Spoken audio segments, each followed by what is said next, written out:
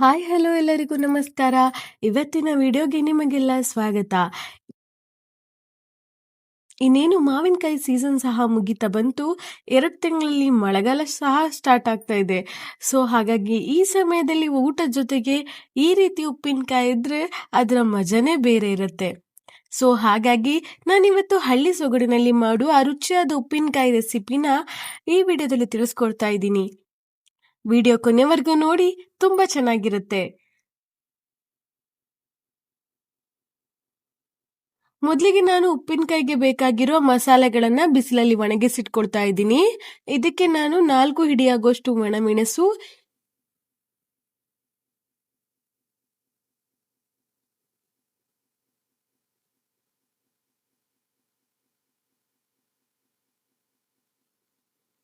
2 spoon ಕಾಳು ಮೆಣಸು, ಹಾಗೆ ಅರ್ಧ ಕಪ್ ಸಾಸಿವೆ ಮತ್ತೆ 3 ಗೆಡ್ಡೆ ಬೆಳ್ಳುಳ್ಳಿನ ತಗೊಂಡಿದ್ದೀನಿ.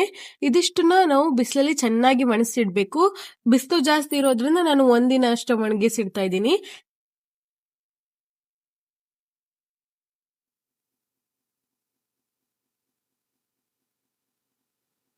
ಇವತ್ತು ಒಣಗಿಸಿಟ್ಕೊಂಡು ನಾಳೆ ಬೆಳಿಗ್ಗೆ ಇದನ್ನ ಮಸಾಲೆ ಮಾಡ್ಕೊಳ್ತಾ ಇದ್ದೀನಿ.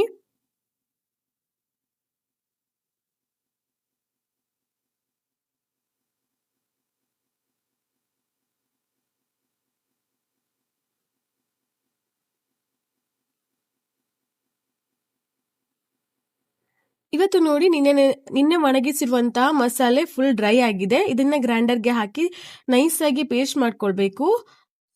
ಮಸಾಲೆಗೆ ನಾನಿಲ್ಲಿ ಬಿಸಿ ನೀರನ್ನ ತಗೊಂಡಿದ್ದೇನೆ. ಬಿಸಿ ನೀರು ಹಾಕಿದ್ರೆ ಜಾಸ್ತಿ ದಿನ ಬಾಳಿಕೆ ಬರುತ್ತೆ.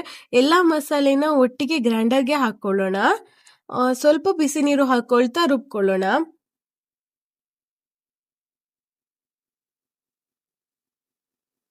ಇದಕ್ಕೆ ನಾನೀಗ 1 ಸ್ಪೂನ್ ಆಗುವಷ್ಟು ಓಮದ ಕಾಳನ್ನ ಹಾಕೊಳ್ತಾ ಇದ್ದೀನಿ.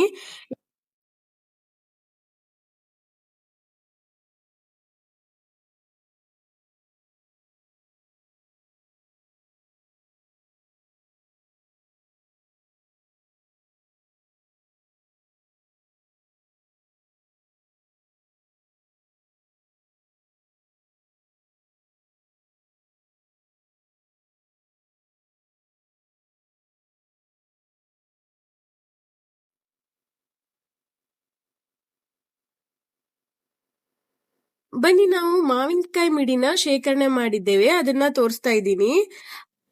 ನೋಡಿ, ನಾವು ಇದನ್ನ 1.5 ತಿಂಗಳಿಂದ ಕುಯ್ದ್ಬಿಟ್ಟು ಉಪ್ಪಿಗೆ ಹಾಕಿದ್ದೀವಿ.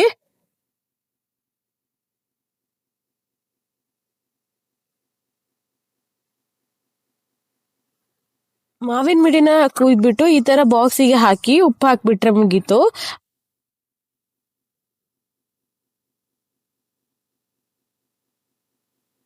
ನಾವಿಲ್ಲಿ ಉಪ್ಪು ಹಾಕ್ಬಿಟ್ಟು ನೆನ್ಸಿಟ್ಕೊಂಡಿದ್ದೇವೆ. ನೋಡಿ ಉಪ್ಪಿನ ಮಿಡಿ ಹೇಗೆ ಆಗಿದೆ ಅಂತ.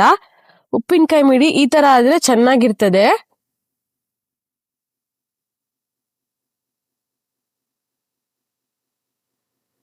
ಇದೇ ತರ ತುಂಬಾ ಮಾಡಿದೀವಿ. ಇವಾಗ ಸ್ವಲ್ಪ ಮಾಡ್ತಿದೀವಿ ಅಷ್ಟೇ. ಬೇರೆ ಬೇರೆ ತರ ಮಿಡಿನ ಬೇರೆ ಬೇರೆ ಬಾಕ್ಸ್ ಅಲ್ಲಿ ಹಾಕಿಟ್ಕೊಂಡಿದೀವಿ.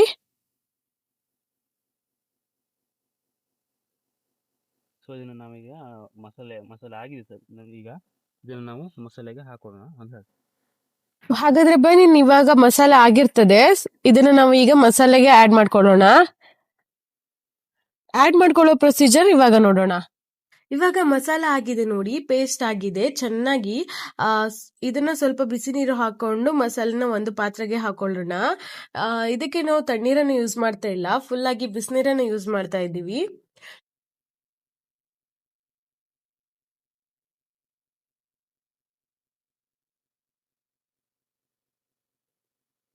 ನೋಡಿ ಎಷ್ಟು ತಿಕ್ಕ ಕನ್ಸಿಸ್ಟೆನ್ಸಿಯಲ್ಲಿದೆ ಅಂತ.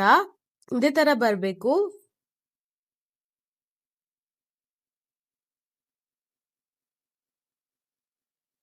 ಇದಕ್ಕೆ ಅರ್ಧ ಹಿಡಿ ಉಪ್ಪನ್ನ ಹಾಕೊಳ್ಳೋಣ.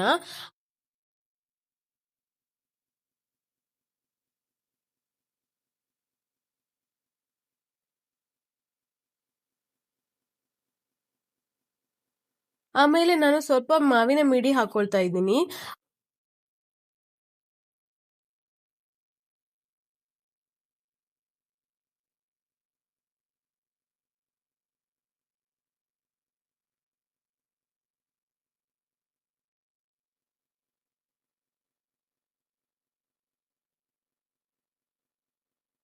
ಹಾಗೆ ಸ್ವಲ್ಪ ಮಾವಿನ ಮಿಡಿಯನ್ನ ಕಟ್ ಮಾಡಿ ಹಾಕೊಳ್ತಾ ಇದ್ದೀನಿ. ಕೆಲವರಿಗೆ ಊಟಕ್ಕೆ ಒಂದು ಇಡೀ ಮಾವಿನ ಮಿಡಿ ಬೇಕಾಗ್ತದೆ, ಕೆಲವರಿಗೆ ಅರ್ಧ ಸಾಕಾಗ್ತದೆ.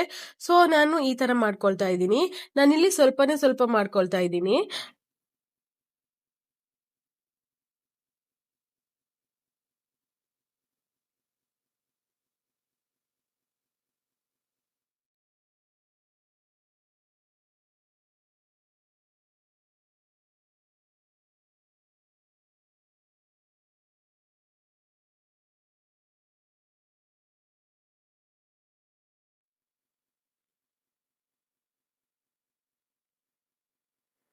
ಇದನ್ನ ಕನಿಷ್ಠ 5 ದಿನ ಬಿಡಬೇಕು.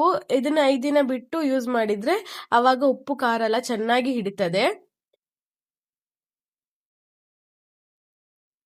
ಸೊ ನೋಡಿದಿರಲ್ವಾ, ಹಳ್ಳಿ ಸೊಗಡಿನ ರೀತಿ ಅಲ್ಲಿ ಸುಲಭವಾಗಿ ಹೇಗೆ ಉಪ್ಪಿನಕಾಯಿ ಮಾಡ್ಬೋದು ಅಂತ. ಊಟದ ಜೊತೆಗೆ ಉಪ್ಪಿನಕಾಯಿ ಇದ್ರೆ ಊಟ ಸೂಪರ್ ಆಗಿರ್ತದೆ. ಯಾರಾದ್ರೂ ಮನೆಯಲ್ಲಿ ಈ ತರ ಮಾಡಿದ್ರೆ ಕಾಮೆಂಟ್ ಮಾಡಿ, ಇಷ್ಟ ಆದ್ರೆ ಲೈಕ್ ಮಾಡಿ, ಸಬ್ಸ್ಕ್ರೈಬ್ ಮಾಡಿ. ಸೊ ಮುಂದಿನ ವಿಡಿಯೋದಲ್ಲಿ ಸಿಗೋಣ. ಎಲ್ಲರಿಗೂ ಧನ್ಯವಾದಗಳು.